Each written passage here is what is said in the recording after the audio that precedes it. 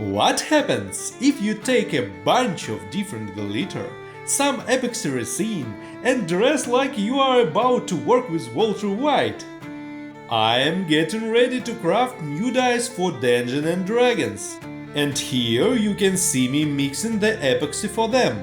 I am using a formula that mixes in a 1-to-1 ratio. This time I decided to run an experiment and make wizard dice. Like magic itself, they should be unpredictable and chaotic. So I just took all the ingredients I had and mixed them together. Well, okay, I did make sure the colors matched.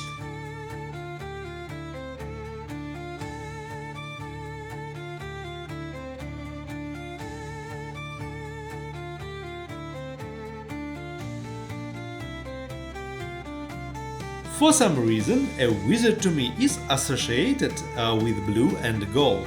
Maybe Gale from Baldur's Gate 3 is to blame? Adding a bit of fermented purple worm. I am layering different colors to create an interesting visual effect.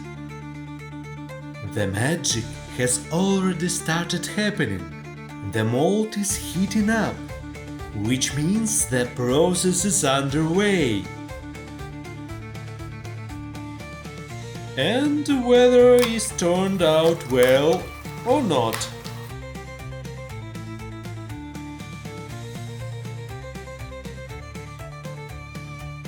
Let's set this bracelet aside for now. Hopefully it will make it into Balenciaga's new collection. In the previous episode I left my new set of wizard dice for Dungeons and Dragons to cure, made from epoxy resin and a whole bunch of different glitter. Oh, let's take a look at what I ended up with. This is so exciting! This isn't my first experiment, and so far I have never managed to make a perfect set of dice. I can already see a few annoying bubbles, but that's okay, let's take them out and have a closer look.